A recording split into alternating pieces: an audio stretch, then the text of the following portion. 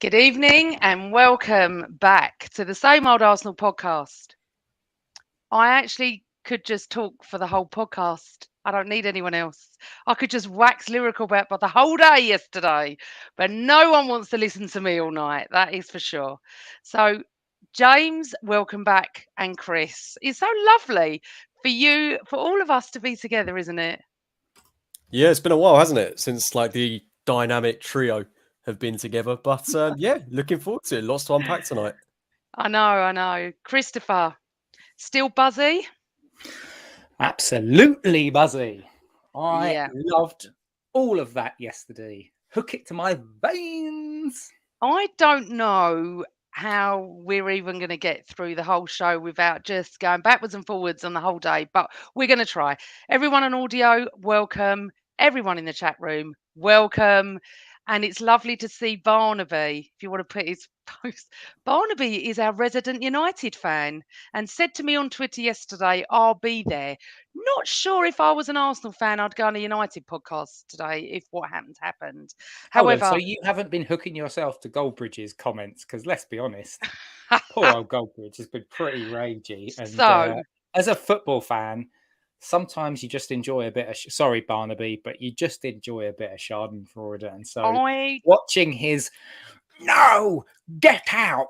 I couldn't help myself but watch that a few times. I actually did watch it, Christopher, and I tweeted him and asked him to come on tonight because he's been on this show a couple of times.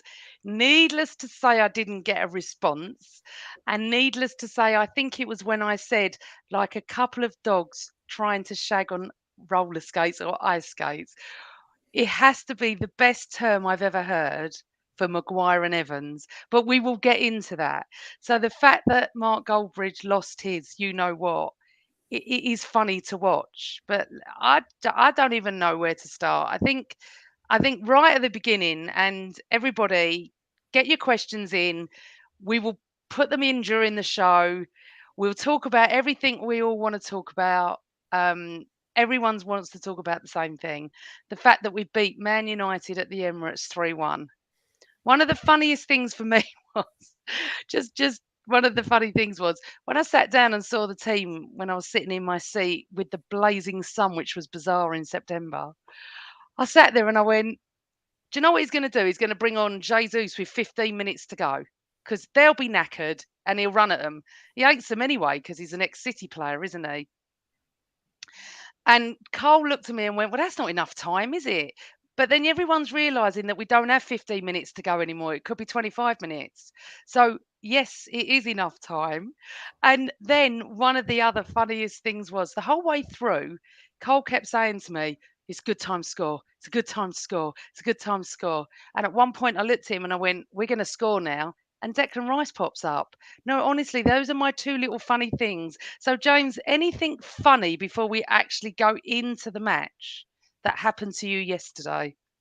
Anything funny that happened to me yesterday? Are we talking about in actual life or just related to the match? Because my whole life is just comedy gold at the minute.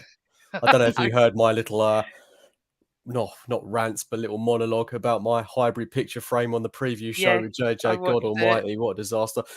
This isn't funny, but I'm pleased to say to eagle-eyed listeners of the show, that makes absolutely no sense. But you know what I mean. To those that tune in regularly, I have got a new picture frame. The hybrid print is up on the wall. It's not this one behind me. It's in the hallway, but it's looking spot on.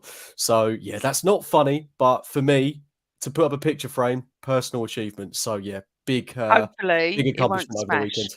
Because I was watching you on the preview show. Because James is doing preview shows now, and on a Thursday evening with our mate LL Cool J. Sometimes Wednesdays, Sometimes Wednesdays. maybe Tuesdays. It's not set in stone, but there's going to be a preview show most weeks. If we're playing on Wednesday, it'll be on a Monday or a Tuesday, or it could be on a Sunday. So basically, Whenever. anything she gets. But you know what you should do? You should subscribe. Then you don't ever miss a show. Come on, Chris, you missed that. Seriously. That was You're in marketing or whatever you do. Anyway, moving on. No funny things that happened to you two yesterday, because the fact that I actually predicted Jesus was going to come on with 15 minutes was absolutely bizarre to me, and the goal. Can I tell you, I'm a bit like James. Nothing funny to me happened yesterday. In fact, the opposite. I was massively stinkingly hungover.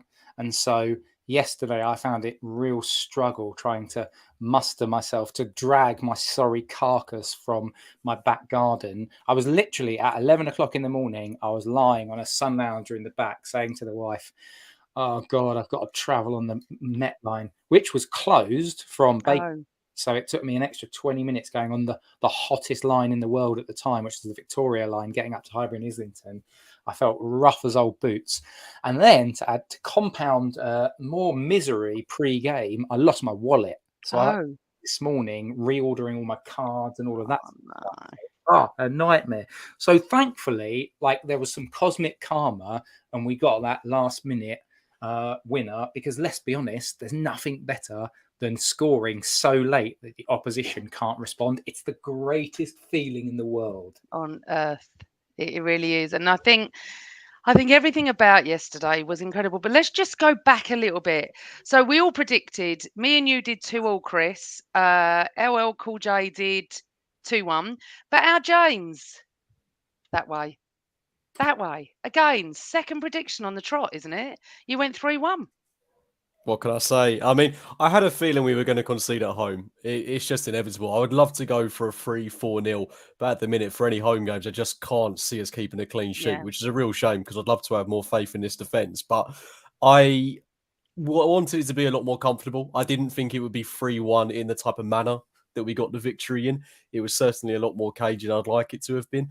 But look, what a game. Jesus Christ, you live for games like that. We do. Yeah, I'm not going to go into it too much, but no, because I just want to go back a little bit, because it was a little bit, if you're on social media a lot, and not everybody is, but if you are, the fact that a rumour came out about Partey being injured. James, I saw you lose your rag about, that's it, it's all over if Partey's not playing. Did I say that? Wait, yeah, you did. I don't think I said that. I think I saw a tweet of yours and I was like, you're looking at the wrong person, Amanda. I definitely did not say. You didn't say that about Partey when the rumour came out? No, I didn't say it's all over if we lose Partey. I said we'd be in trouble, and I still maintain that we will be. Look, if he's out for a sustained period, whether it's 6 weeks or 8 weeks, we've got the Champions League coming up, the League Cup.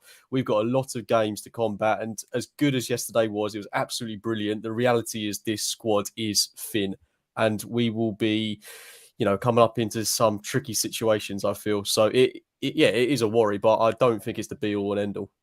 If I can offer a trademark Chris Howard rebuttal, we've got Declan Rice. Now, again, I'm touching wood as I say this, but that man, my brother's a West Ham fan, he doesn't get injured. So I don't want to curse it, but that man doesn't get injured. So we've got Declan Rice, mate. Don't worry about it. And then for those rotation games, Jorginho can come in away, for the Carabao Cup against Brentford. Let's give Jorginho did you really a go. say that? Please don't say that. Please don't say that. Because often players come to our club who've never been injured. But what I wanted to talk about, just quickly, because I wrote this down actually, Rob Holding goes for 4 million and the whole world seems to fall apart. Bear in mind, no one wanted him to play for us. And obviously there was no offers for him. And it gets him off the wage bill. And bless Rob Holding, he did his best when he came in. And why shouldn't he go and play first team football? That's my opinion. We can talk about that. And the next thing is Arteta's presser. Did you all see when he tried to explain to the guy who questioned him on why he was playing Thomas Partey at right back? And then he explained about a journey and everything. So, boys, did you see any of that? Yep. And what was your take on it? I'll let you go first, Chris.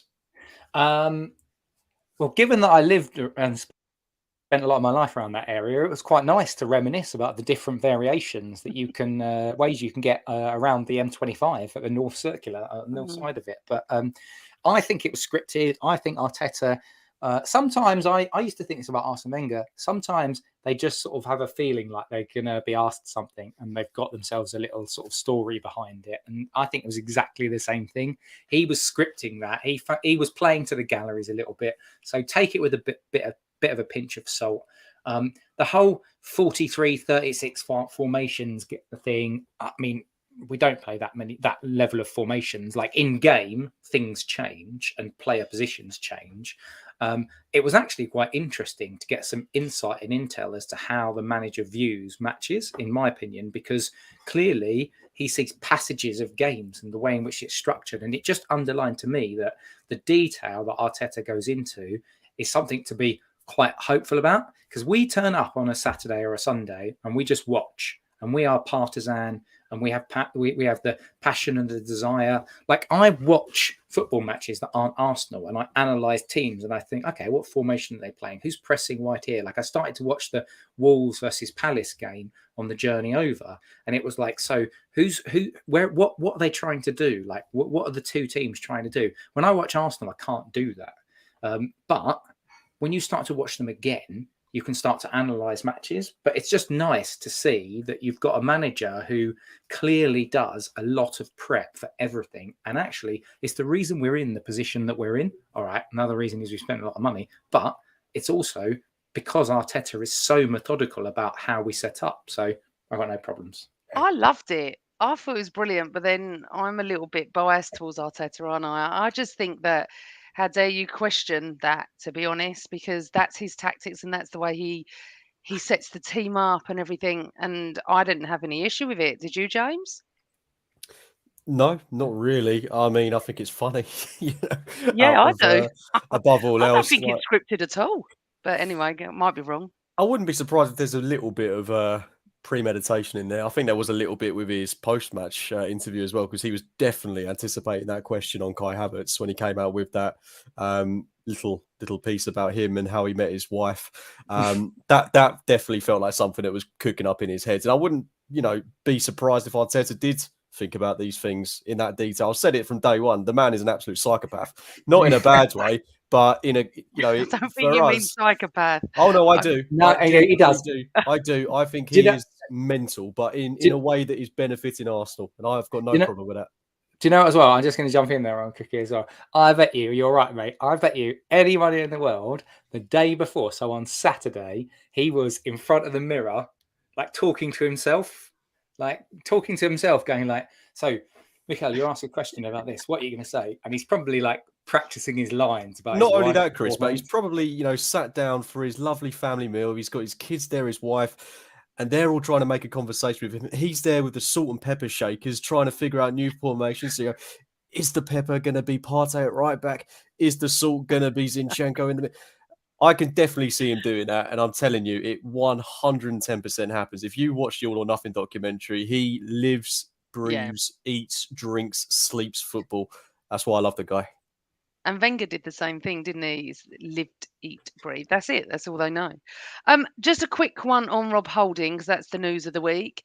Are you disappointed, Chris, for the fee? Because I'm sure you're not disappointed he's gone, because no one wanted him. Or are you thinking, here we go again, we should have got more money? The fee, basically, when it was talked about 4 million quid, you're thinking, like, we're all, as Arsenal fans, we are like programmed to be amateur accountants. And so we're always thinking about, how much are we going to get for this and that? It's not because people say it's not your money. No, I agree. But when you have instances where your team isn't investing because you know that they don't have the money to invest, that's when selling players actually becomes important. With the Holding stuff, it was bad when it was 4 million quid, but the fact it was like £1 million like that we get, and then 2.5 million based on performance related payments, I can guarantee that I could look at half a dozen Premier League signings from one Premier League club to another of a similar ilk, and they've gone for double that fee. I haven't done the research. Well, I do the research, it's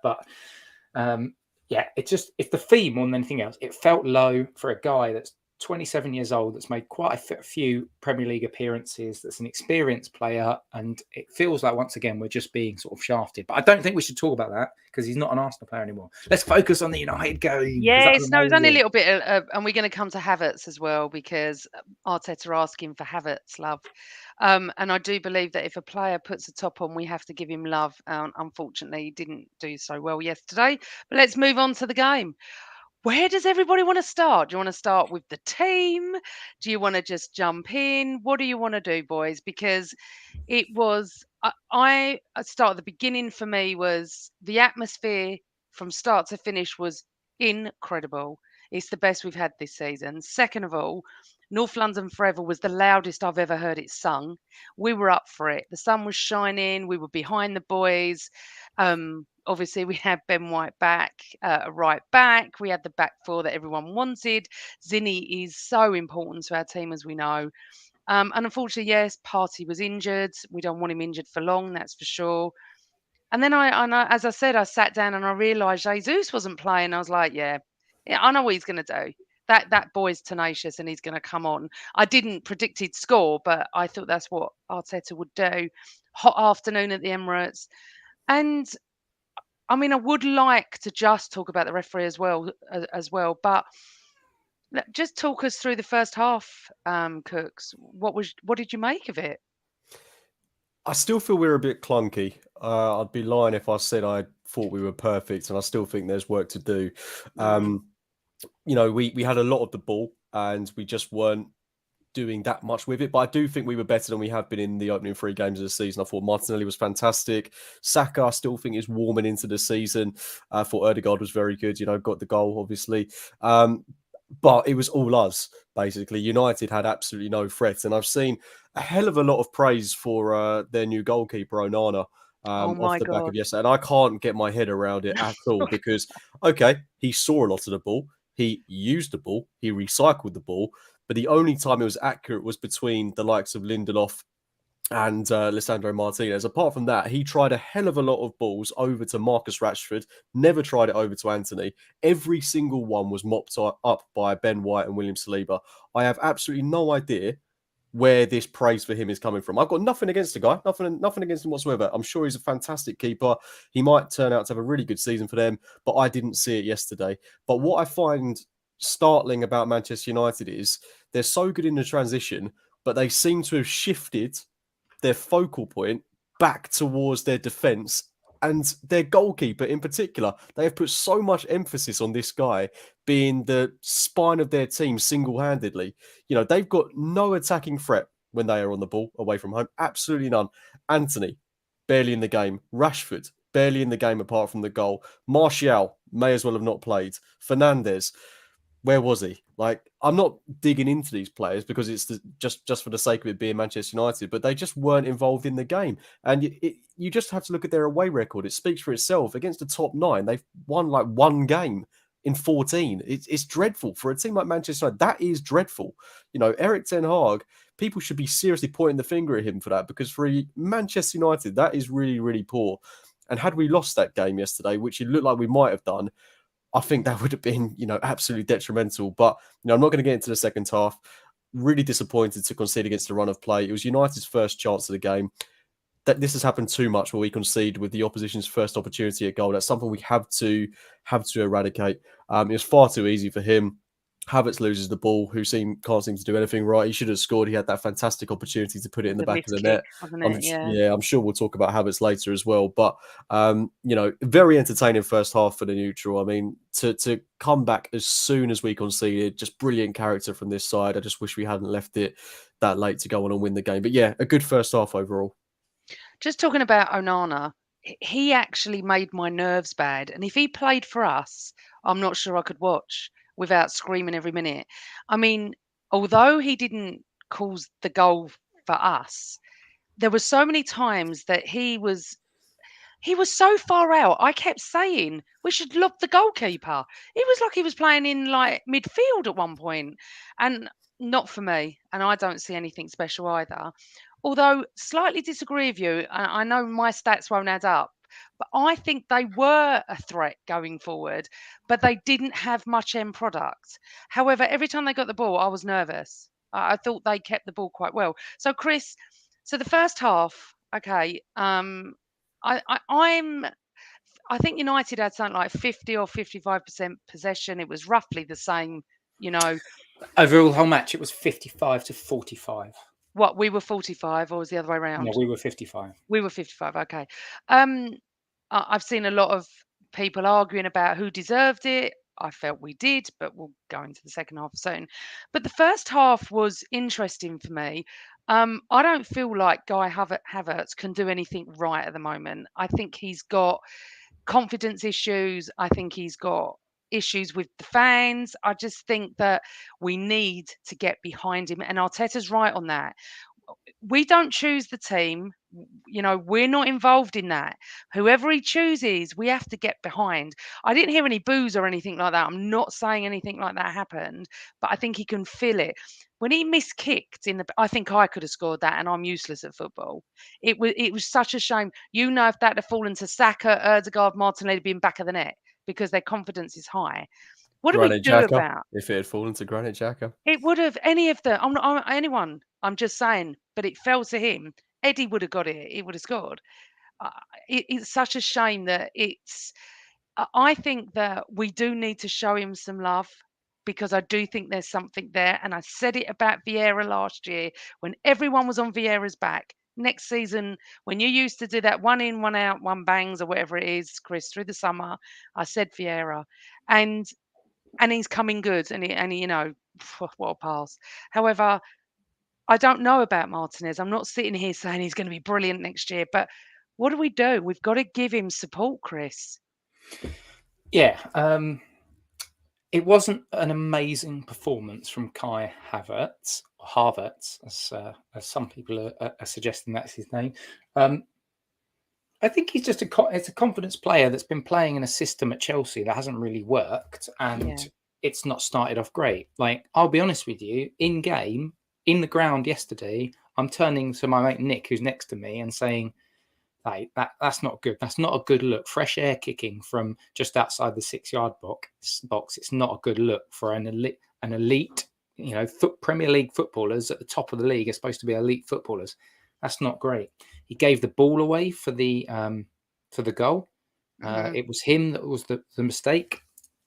But do you know what? We'll get to the second half. But if we're talking about specifically Kai Havertz, I would say that the second half was an improvement. That first half was not a good look. I think the way that the game started was really interesting because it was clear to me that Man United were trying to slow everything down.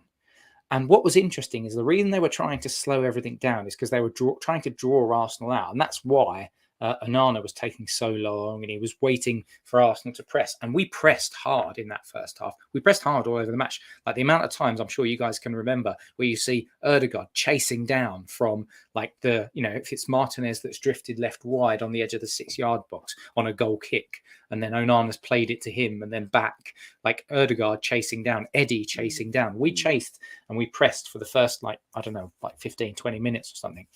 But then afterwards, it was almost like we said, okay, we see what you're trying to do here. So we're still going to press you, but we're going to press in specific moments, in key moments. I thought that was really interesting because I think what United wanted to do was pull Arsenal towards them and then hit them with space in behind on the transition. But perhaps that speaks to a more sensible and pragmatic Arsenal team in that we weren't doing that. And even there was times in the first half and the second half where Ramsdale did the same thing. Ramsdale had the ball at his feet. Ben White had the ball at his feet. Gabriel or Saliba or Zinchenko, like they were almost walking pace at times. And it felt like a chess game. It was a bit cat and mousey. So I was really interested with that and how that played out. I think this is an Arsenal team that's learnt from last season. Okay, so would you keep playing Havertz or would you bring him off the bench? No, because this should be a meritocracy. And a meritocracy means that you have, everyone can have a bad game. And I guess we're only up to 4 games. Yeah. But how long are we going to give it? Like if the Everton away game, if he starts and has a stinker, then you've got to start saying, this is 5 games now. This isn't this isn't an isolated one bad game. This is a player that's just out of form. I don't know how you play him into form if he's not playing, but I don't really know the answer. I don't want to bag on Havertz, but at the moment it's not working. Okay, so it was his sloppy ball that lost in midfield, but there was still work to be done by the defence, Cookie, and they didn't do it. They let him come in on his right foot and bang, he scores. I'm not being funny. Before he even took a bloody shot, I knew he was going to score. I just knew. As he was cut, I was like, don't let him shoot, and he was in. As much, and I can't.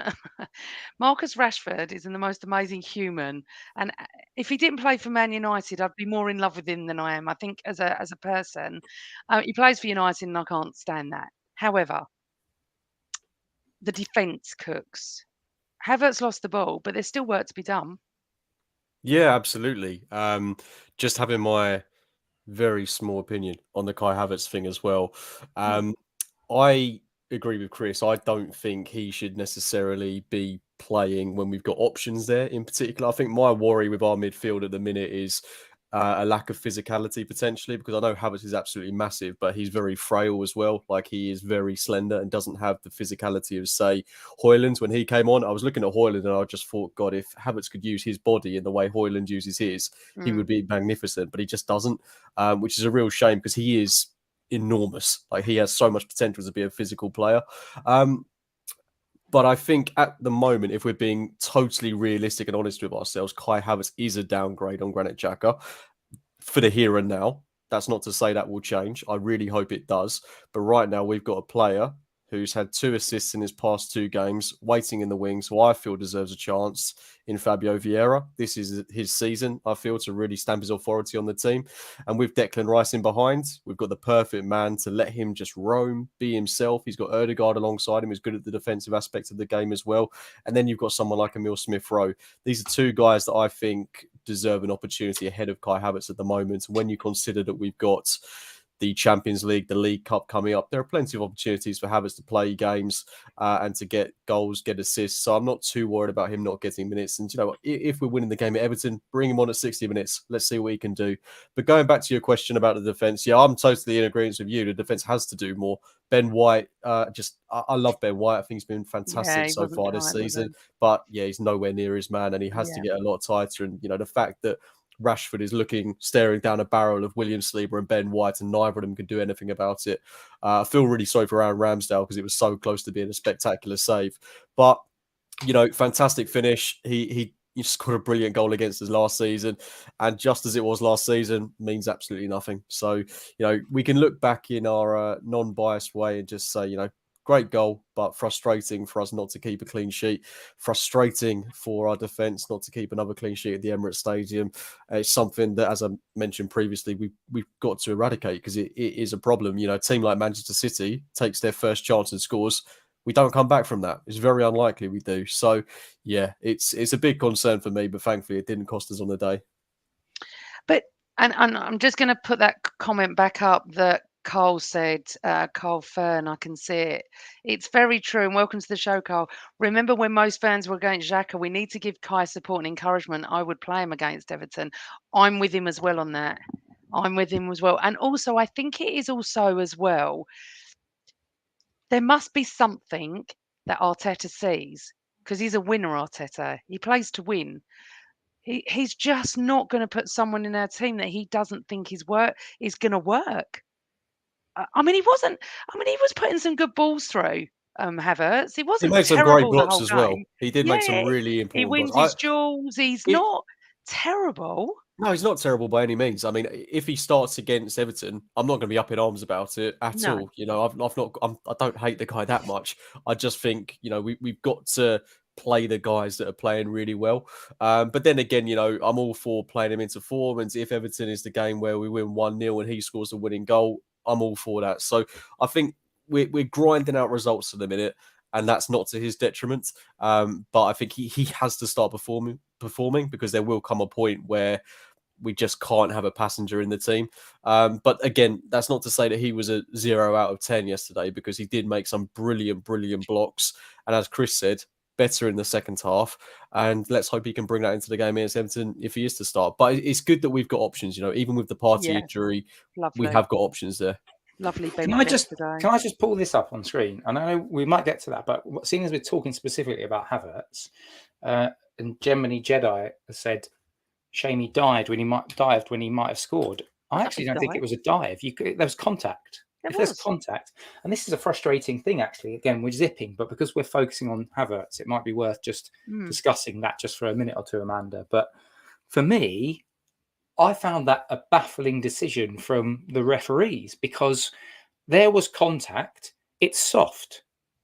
But we've had soft penalties where I've looked at it and gone, that's a soft penalty that we've conceded, but there is contact. David Luiz got sent off I was because of just about the to bring that in. slightest of touches against No, Wolves. no, the Soft, Wolves player but kicked him and he got a penalty. He kicked him and got a penalty. This is a penalty in the new way we play, Chris. This is a penalty. So when you're at the ground like you two were, we can't see it. So everyone is saying, "Oh, it's so soft. It's not a penalty." So, all right, it's not a penalty. I'm fine with it. I'll go on what the ref said. He went to look at the screen. When I got home and watched it, I was like, "That is a penalty. He is touched." And if you're running at speed, any touch is going to bring you down. So just we will talk about that in a second. But I want to talk about the referee. That first half referee should be penalised for not booking that player that threw that ball away in front of where I sit. So he picks the ball up and he Anthony, throws it a quarter of the length of the pitch. I'm not even exaggerating. Throws it. We're all up in arms. Apparently the player went, "I didn't hear you. Why are you throwing the ball away then? I'm sorry." The ref waved play on. And the problem that you've got because of what happened to Tomiyasu at Palace, we are constantly screaming consistency. You can't have consistency when you don't have the same referee on the pitch. That's never going to happen. His opinion was what? He should be penalised for that because that is a new law, rule, whatever you call them. You throw that ball away, that's a yellow card. Time wasting. Onana time wasted the whole of the game. He finally gets a yellow card, and I looked at Cole and I said, "We don't matter. He gets a yellow card. He's never going to send him off. He's never going to get 2 yellows here. He should have booked him 10 minutes in when he kept doing it." And it feels a little bit unjust. I don't rate that referee anyway. He comes from Manchester. I do not understand how he gets Manchester-based games. I just don't get it. Anyway, anything else that you want to say about the referee in the first half? Oh. And I'm just going to say this about Barnaby because someone else said this to me. I haven't seen this Saka challenge. Apparently, his studs were up and it's a red card. Has anyone seen this? Because a lot of people tweeted me about this.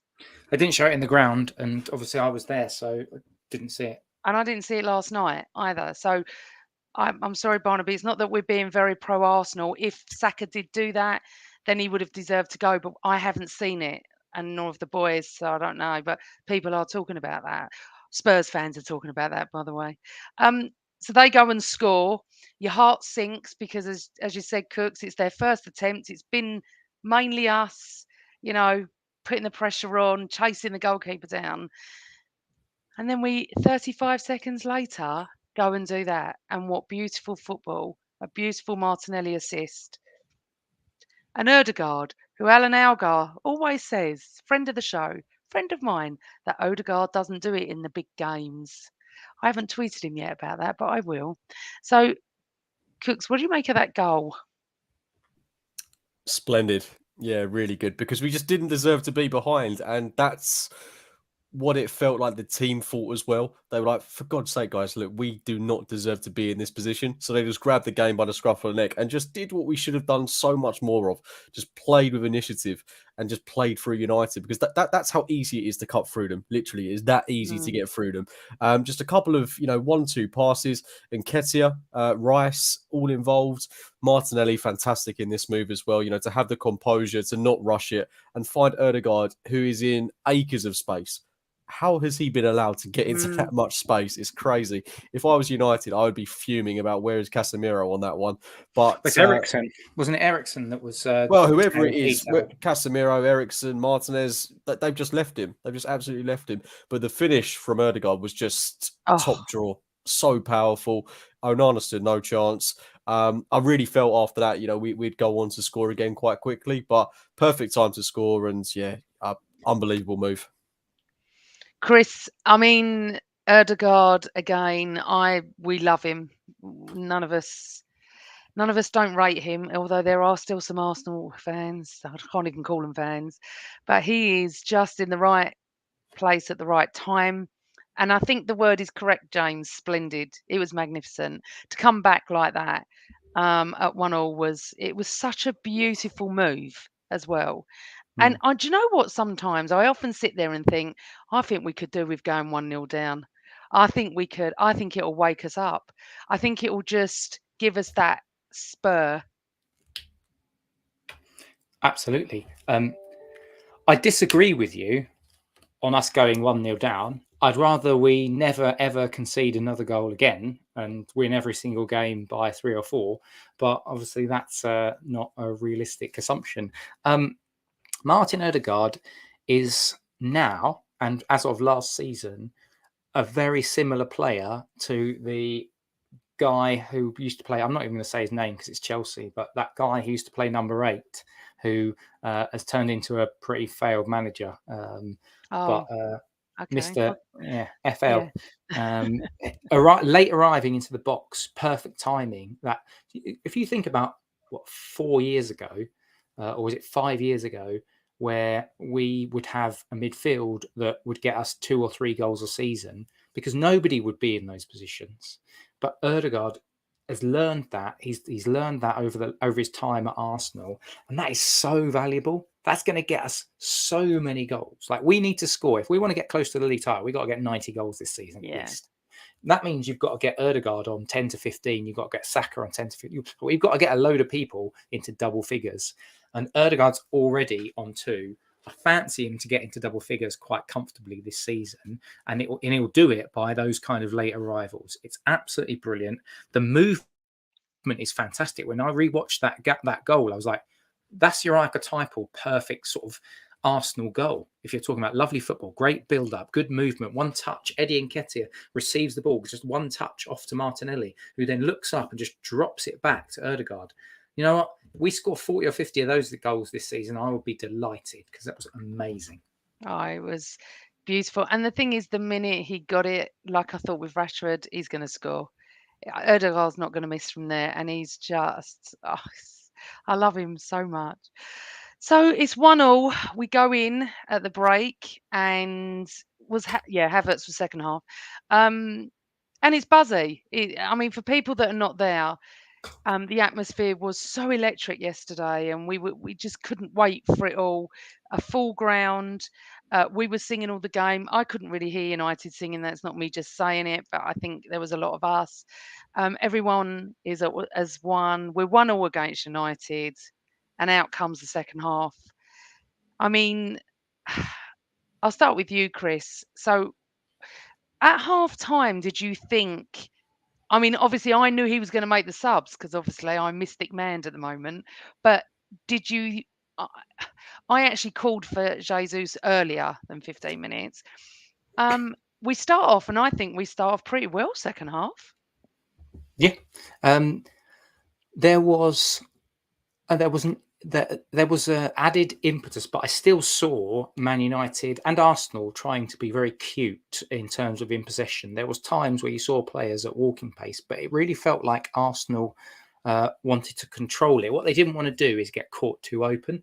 I do think Manchester United in that second half were better than they were in the first half. They basically scored with their only attempt. And I haven't seen any of the stats, and I didn't manage to watch any of the match of the day stuff or anything on Sky Sports. But to me, it felt like in the first half, it was like Arsenal with the impetus, Man United just trying to catch us cold, which is what they did. In the second half, it felt like they found a few more spaces, but I feel like we created a few more chances as well. I'm always going to say that because it's in front of the North Bank where I am, and it always feels like we create a few more chances in front of the North Bank. Totally biased and partisan view, but I thought, again, as poor as Havertz was in the second half, I did feel like I saw sometimes there were movements that I saw him making, particularly in the first 15 minutes, where he's trying to run in behind and he just wasn't getting found. So maybe there's an element of Havertz needing to be on the same wavelength for players like Martinelli or stuff like that. But the real change happened when we made the substitutions.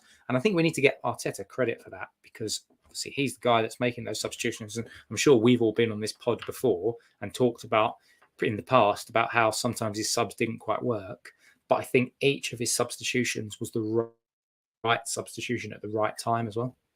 So just going to the penalty, me and Chris think it is a penalty. Do you, James? Yeah, I mean, I'm not going to say that he, I mean, he did make a bit of a meal of it, but I can't really blame him. Like, this happens every single week. And like you said, if you're running at pace, even the slightest bit of contact is going to make you go down. And I think it's just that first initial phase where Anthony Taylor has just looked at it a bit too quickly, and not taken into consideration that he does still leave his knee out, and that's actually what trips him up. So, okay, maybe it's a bit soft, but United got a penalty for exactly that. The other week, we've had that go against us 1,000 times. So, I mean, look, it's one of those ones where do you want to see that type of penalty given week in, week out? If it had gone against us, I think we'd probably have a few fans up in arms. But, given these rules and given how many times we've seen it go against us, it should have been a penalty. And I'm just seeing this comment from Barnaby Jones in the chat room. I knew you were going to say that, yeah. No. That's never a penalty in Hoylands. Look, you've got two big guys coming together, grappling at each other. It's the definition of a 50-50. There's nothing in that. There's no way that's a penalty, mate. I'm very sorry, but that's not a penalty. Can I just jump in as well? Actually, just linking on that, Pramod said he didn't think it was penalty, but it wasn't clear and obvious. I think that's a really good point. It's a soft one, but once it's given, unless it's a mistake, i.e. there is clear evidence that there is no contact, and we've seen that there was contact, you can't re-ref the game. And that's what we saw again. We saw this at Old Trafford last season. Like the foul, like the goal Martinelli scored, the foul Odegaard made. Arsenal got an apology from the PGMOL for that, but you shouldn't be re-reffing games, and that's the same as this instance. The decision should be referees made that. So unless there's something obvious, like both of the players left both of their feet away and didn't touch Havertz as he went down, it's not clear and obvious, and therefore you have to go with the on-field decision. However, the minute he's run to the screen, I've just sat down because me too. He's given a penalty. He's gone to the screen. He was there for a while. It's not clear and obvious. He should have kept it. But you know what? I give up with it. I can't be even asked with it at the moment until we got to, obviously, what was his name? I can't even say who scored for United. Garnacho. I want to call him Gaspacho, but that's soup, isn't it? But Garnacho, because I always get my names wrong. I was sitting there thinking, do you know what? I'll just go with the ref. At least he's gone to have a look at the screen and they've not just cancelled it out. And it is a weird one because we wouldn't want these given, but they are given. But they're generally not given to us. They're given against us. And this is where, and I will go back to David Luiz at Wolves, where that attacker hit David Luiz in the leg, went down and got a penalty. I mean, it's just so frustrating. However, we shouldn't focus on that. So, okay, we haven't got a penalty. It's 1-1. And I mean, have you seen the offside lines and how it was drawn and everything? Have you seen how Gabriel is standing, like literally leaning back? It's bizarre. Someone said it's the best bit of defending they've ever seen for an offside. So, with regards to, are you two in agreement that he was offside? Let's start with that first. He is offside. It's a fact. Yep. He's offside. Yeah. And I think that now the lines are drawn by computers, apparently, that there can't be any sort of discussion on that. I didn't call it when I was in there. I thought he'd scored. I thought, oh my, this is it. And then I was thinking, I looked at, Carl, my cousin, I went, I hope my prediction comes true, because I went for 2-2. So I was sitting there thinking, please God, we just get another goal. When it went to VAR and it was quite a while, I started to get a bit confident. I was like, this could be chalked off here. This could go back to 1-1. It goes back to 1-1, and in my head I'm thinking, I'm not talking this, and I'm going, goes back to 1-1, we've got a really good chance here, because he's going to bring the subs on. And I've just got a feeling that the bench was so good with Tomiyasu, Vieira, Jesus, it's Trossard. We've got so much choice. It's fabulous. You forget Jorginho as well, if we need him. So we all agree in agreement it was offside, fine. And then, I mean, we haven't even mentioned Declan Rice's name yet. I mean, we could do a whole show about him. And saying that, as soon as I left the Emirates, I contacted Declan's early years coach, Anthony, Who? Anthony Gale, son of Tony Gale, who was on our show. And the first question I said to him, what are we getting for 105 million quid? And he told us. And let me tell you what he told us, exactly what we've been seeing. And Anthony has said he would have come on tonight, but he's working still. He does a lot of coaching. He's very happy to come back on, and we're just going to have a Declan Rice show. So anyone that's in love with Declan Rice and wants to be in the chat room, and it's just going to be the Declan Rice show again. We're going to come back and talk to him about, because you two weren't on the pod, were you? I was. Or were you on it, James? Yeah. Do you remember? Alan was on it as well, and Alan tweeted me and said, "Remember what Anthony said? It's so true. We're all in love with Declan Rice. We are. He's the epitome of what our captain is going to be in years to come. He's the epitome of a boy that has come, and it's not his childhood club. We know that, but he walks around so grateful to be there. The smile on his face, everything about him, everything he does. Honestly, Declan Rice to me, he's the new folk hero. So, Cookie, talk to me about his goal, what led up to it, and how mental did we all go? Yeah, it was. It's just one of those money can't buy moments, isn't it? You know, if someone had told me this game is going to cost the price of your season ticket, but you're going to have one of those moments, I'd probably pay it twice over. It was that good. I mean, we left it late against United last season. It was bedlam. It was bedlam against Bournemouth. This was, on another level, given what had happened just before, because I think all of our hearts were in our feet, given that United had that goal that went in the back of the net, and we thought it was game over. The people next to me, still can't believe this, the people next to me left. They left the game, which, again, I can't get my head over. They showed it on Match of the Day. They showed it on Sky Sports. Droves of Arsenal fans that left as soon as that goal went in. I mean, come on. I don't think it was droves. I saw 30 people in a screenshot. There were a good few around me that left. There's season ticket holders in front of me that leave on 70 minutes every single game, which I'll never get my head around. But yeah, a couple of people around me left. And I think a lot of people at that point in the game when Rice got the goal were resigned to it maybe being a draw. But one thing you should remember with this Arsenal team is that we create something out of nothing in those last gasp moments. We did it so many times last season. And this was just, again, one of those held to the lever moments, and brilliant from him to get in that position, great positional awareness to bring it down, to control it, and then just to take the shot on, because a lot of people wouldn't do that. He said it himself that an older version of himself probably would have crossed that back into the box, but to have the audacity to give it a go, I don't think anyone was expecting him to do that. Brilliant goal. For him to score it in such a big game for our stellar signing. I mean, you said it yourself, he's going to be the new cult hero at Arsenal. Him, Bukayo Saka, Aaron Ramsdale, Martin Odegaard. I mean, all these guys I think we're all madly in love with. So he's just another one that I can't wait to get a picture of on my wall sometime soon. So Anthony on the show, Alan Algar picked up the point that Declan didn't score much for West Ham. And Anthony said, because he's going to be playing a little bit more further forward, you watch how many goals he gets. Well, here we go. Game 3, is it? I don't know how many games we've had. 3 games, 4 games? 4 games. He's already got a goal. And the audacity to even go for it, to not even worry about, just have a shot. We need to do more of that. It did get slightly deflected. However, nothing can take away from the fact that I truly believe Christopher is going to be a legend. I truly, truly believe this, that what a player. I don't care how much he costs. And I'm slightly in disagreement with you right at the back of the programme when you went, I know people say it's not our money. It's not our money. As long as they do right with our money, and they 105 million for this player, what would he be worth now if we sold him in the next window? Well, it's 4 games in, so let's not. Oh, I know. Let's but not come start on. selling him in January or just yet. But no, never sell him.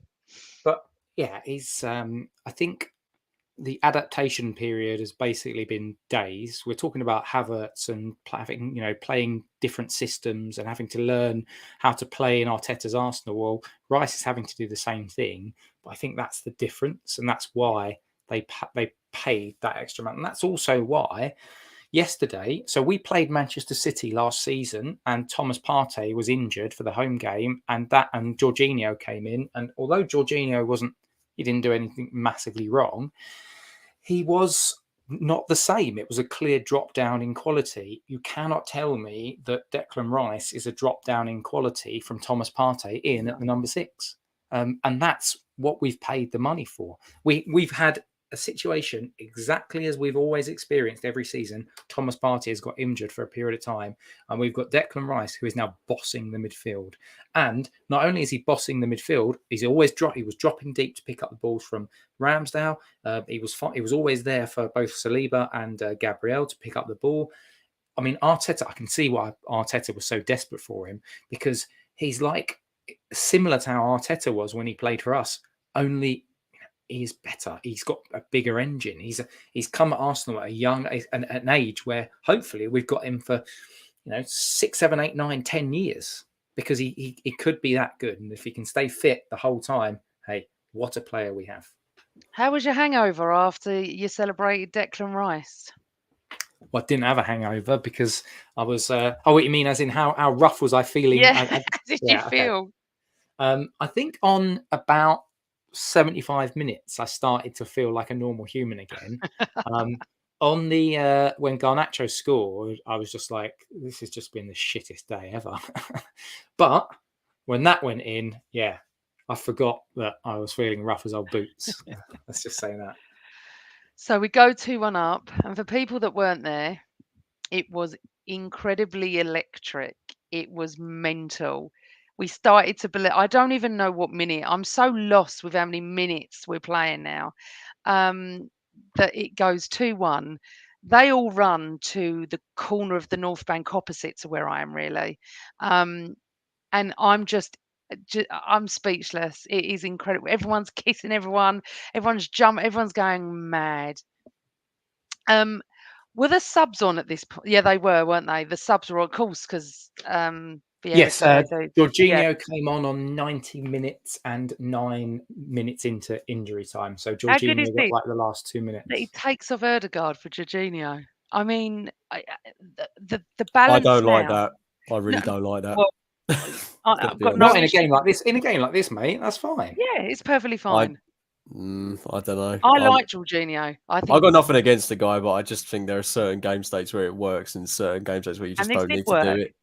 It did work. I mean, we're talking about like 2-3 minutes. I don't think you could properly try and test it. What was the game where he did it last time against Fulham and it didn't work? I'm not a fan of it. No, but this game, yes. Yes, that's what I'm saying. It worked for this one. Anyway, moving on. Not going to argue about subs. So he brings on, how many? Right, so Jesus for Eddie, wasn't it? Because I'm getting confused. Vieira for Havertz, Tommy for Zinni. Is that right? Yep. Right, fine. And you're in awe because you've got 3 great players. I love Tommy. Vieira's stepping up, and I'm always been in love with Jesus. We go 2-1 up. The place goes mental. We start believing we can win this. United are starting to look desperate. And I'm going to ask you both for your views on the pass, the football build-up to Jesus' goal. Go on, Cookie. I mean, it's first of all really good work by Reece Nelson, who I think has been a little bit overlooked in this one because he came on, which I was really surprised about. I definitely didn't see him coming on. Martinelli. He came on for Martinelli, which I like Reece Nelson. Yeah, I thought he was good when he came on, to be honest. I'd like to see a bit more of him this season. But yeah, it was good work from him to get the ball first of all into Fabio Vieira. And then again, that pass from Vieira, just as he did against Aston Villa last season, puts his man through 1-on-1. Inch perfect pass. I'm so happy for the guy. But then it's all down to Jesus, and this could have gone horribly, horribly wrong. I saw a screenshot on Twitter yesterday of a comparison between Lacazette running in 1-on-1 and Jesus running in 1-on-1. And the capture was just like, this is the upgrade right here. We all remember that Lacazette 1-on-1 where he put it onto the crossbar. And to have a guy that's actually capable of, sitting a defender on his arse and then putting it cool. Sending Dallo for an absolute hot dog. He's still going. He's still sliding. Yeah, I mean, it was just fantastic. And for Jesus on a personal level, I mean, this is his Yeah. second game of the season. You know, he's not started either of them. He's played what, half an hour across both of these games, if that.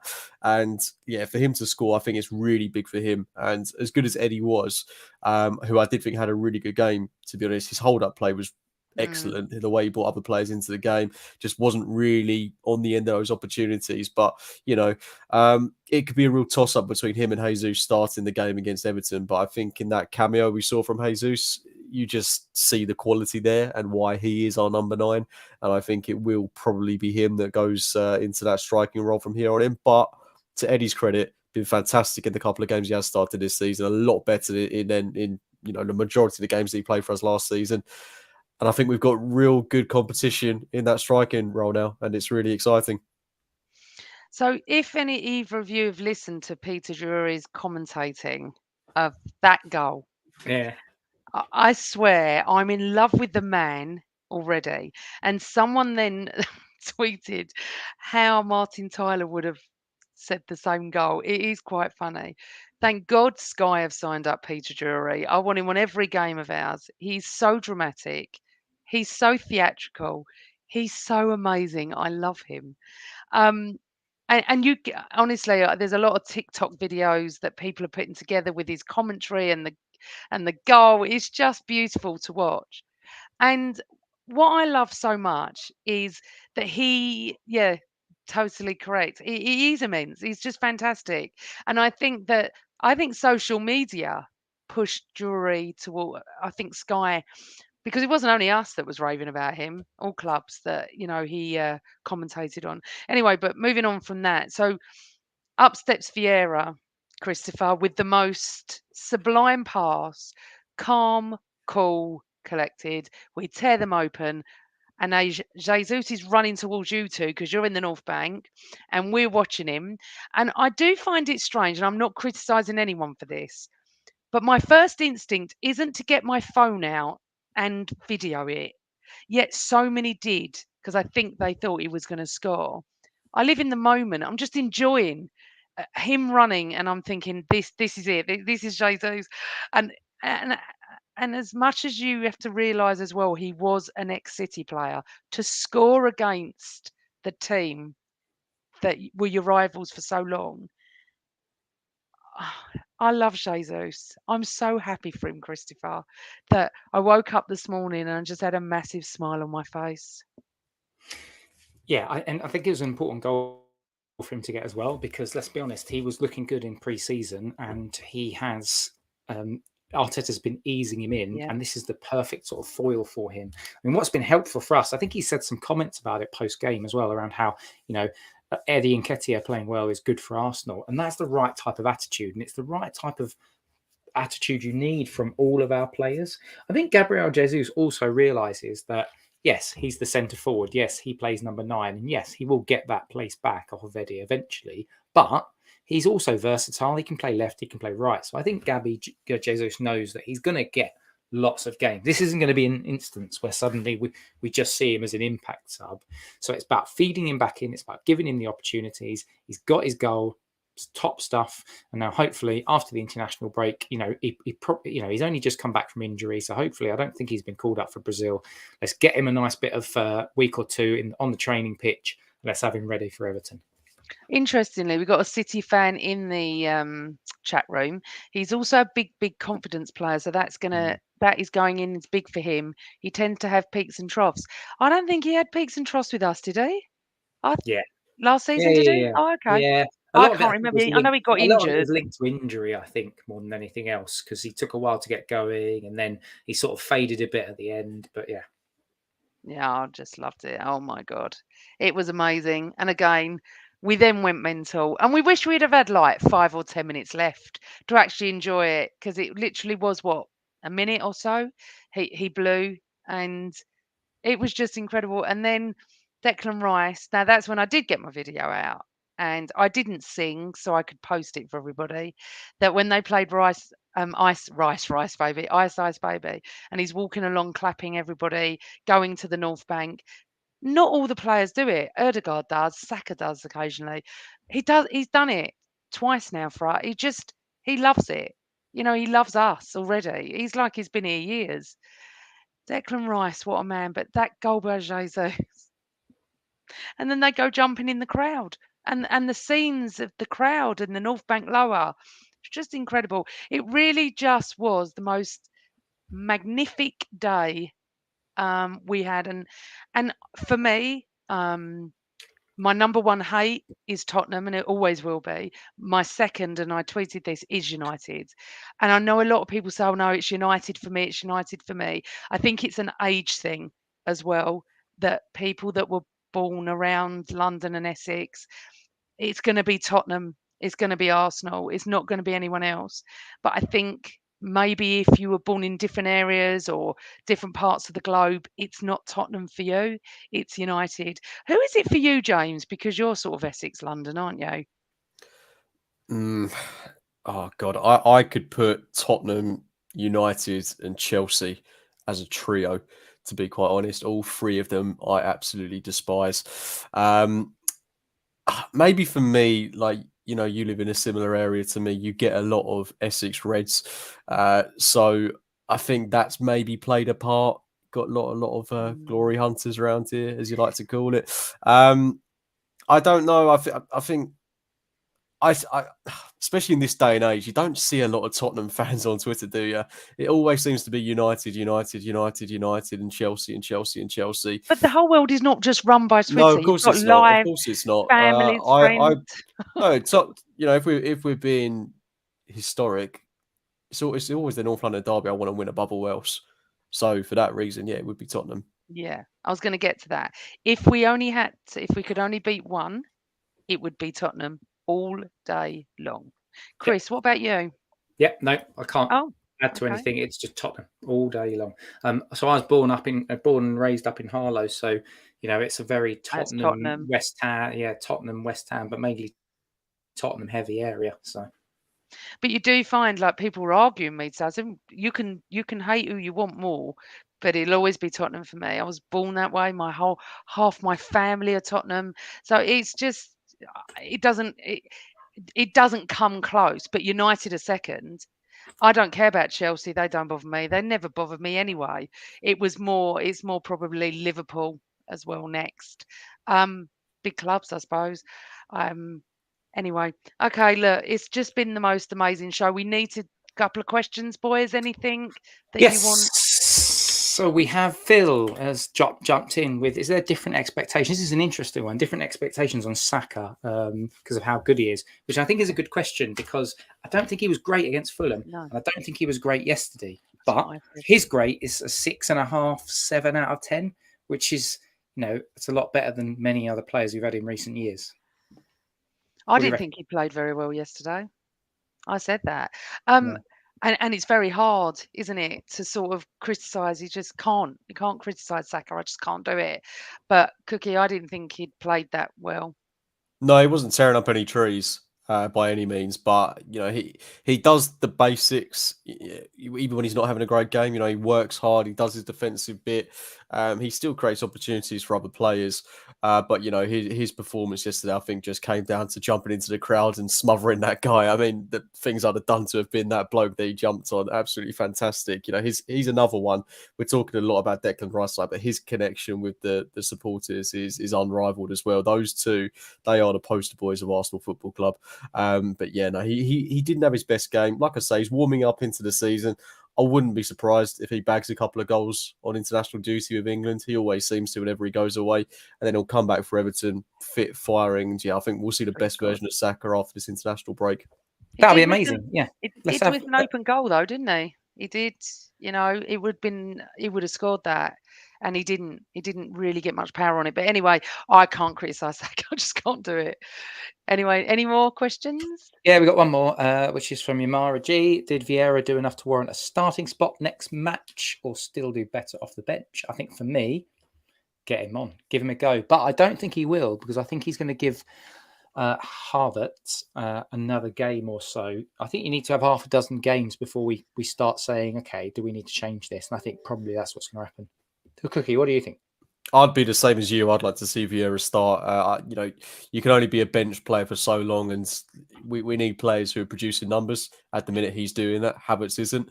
But then again, would he have the same impact starting a game? I'm not so sure, especially in the midfield that is going to have no Thomas Partey in it. That's what I was speaking about earlier on in the show. I do worry a little bit about the lack of physicality we've got. But if Declan Rice can mop up, then he could really flourish. But coming into a game, starting a game at Everton away, very physical game. We know it's going to be like that coming up against the likes of Gana Gay and Decore. It could be a game that he's very quickly phased out of. But you know what? He's in the Premier League. He's got 2 assists so far this season. I think he's earned his start. Let's give it a go. I think I'd prefer him off the bench. So we shall see. We shall see. Any more left, or are we going on to predictions for Everton? Let's do one more. And it is Rob Stevens. Alan Smith said, "Does the Emirates have the best atmosphere? What do you people think?" I saw this tweet and I said, absolutely. I don't know. I'm not in any other grounds. All I know is that I have been telling people for the last probably 18 months how incredible it is. And people have said that when they've come, and been in the away end, they're shocked at how good it is. The best, I don't know. I mean, where else? Tottenham play it through their speakers, although they deny it. United it's not great. I've been there many times. Liverpool, Palace. I'm sorry, Palace is good, but then that drum, I don't even want to talk about it. I think our atmosphere is incredible. Nottingham Forest last season, I still go on about that game where they sung from minute 1 to 93 and did not stop. They rocked it. We've got a brilliant atmosphere. The best, I don't know. Yeah, it'd be the same for me. I think the atmosphere of the Emirates has gotten so much better than what it has been in previous years. We've all been going to the stadium for a long time, and I don't think I've experienced a better atmosphere than this. I remember when Danny Welbeck scored that goal against Leicester when we were on the precipice of winning a league in 2015-16, and that was the only real standout moment I can think of in my Emirates going era. But we've had so many of them in the past, season and a half, and beyond. So yeah, the atmosphere is the best I've ever known it at the stadium for sure. But best in the league, I don't know. I don't want to toot my own trumpet. It was the loudest. I couldn't hear our fans because Carl's put that comment out. I couldn't hear our fans. And when I went on the Nottingham Forest podcast, I nearly said Nottingham Forest podcast. I said that. I started off by saying that. I said you were incredible that day. I couldn't even hear our fans, and we can always hear our fans. But our fans are off next, aren't we? To Goodison Park, because there's no football this weekend. So we're going to do predictions, and then we're going to talk about the fact that no, we're not going away next weekend and what guest we have. So I'm going 1-1 at Goodison Park. I'll take a draw now. It is our bogey ground. I can't stand it. I'm going to be away in Bournemouth watching it in a pub with God knows who, but I'm going to be watching it because the game's been moved, isn't it, now to Sunday afternoon. We then play Everton, PSV Eindhoven, and then Tottenham, which I'm shame we had PSV beforehand, but we do. So 1-1. I've written it in my book. Cookie, what's yours? So I think we're actually going to get our first real hammering of the season. No. We're going to do it. It's not going to be inflicted on us. I think, poor choice of words from me. We've got to get over this Everton hoodoo. Everton are rubbish. Sorry, all due respect to them, they have been so poor at the start of this season. I'm going 4-0 Arsenal win. Wow. Okay. Chris? I'm with Cookie. It's time to break this hoodoo. This is stupid now. I mean, I'm just looking at it. Everton beat us 1-0 last season. Season before last, it was 2-1. The season before that, it was 1-0. This is all Everton. Season before that, we drew 0-0. The season before that, we won 1-0 during COVID era. So, no, I've had enough of this. 3-0 Arsenal. Well, you two are 4-0, 3-0, and I'm 1-0. Well, look, please God, I'm wrong. I'm often wrong anyway, aren't I? So that bodes well for you two getting it. Hopefully, young Cookie, you'll get your hat trick because 4-0 away at Everton, then we start going, bring on PSV. So much is going on, and this is why we need the squad that we've got. Okay, so next weekend, I think is it international? Is that why we haven't got any football? Yep. The Interdal, great. Please God, our players come back fit and healthy. There's always someone. But next Sunday night, we decided to get a guest on, and we've got Charles Watts coming on to talk about his book, Revolution: The Rise of Arteta's Arsenal. 7:30 next Sunday night. Now, Charles has a massive presence on YouTube, massive presence on social media. If you want to come and join us, it will be Sunday evening, 7:30. You can ask him questions. It's all going to be about what he knows, anything about the Arsenal. We're going to be asking him everything. Any other business, boys, before we go? Not from me. We need people to subscribe because Cookie's now doing preview shows, and they could be Tuesday night, Wednesday night, Thursday night, and I'm never going to know. So you're best off subscribing. To those on audio, please rate us, please star us, because apparently it's important. All I was left to say is it's just like a couple of dogs on a pair of ice skates trying to shag. And on that note, She's trying to talk about us, Cookie. I hope so. I tell you something, I've never sung an opposing team's name, but when Harry Maguire came on, we were all singing his name. So it's good night from them on their ice skates. It's good night from us. And always Arsenal. Always Arsenal. Good night.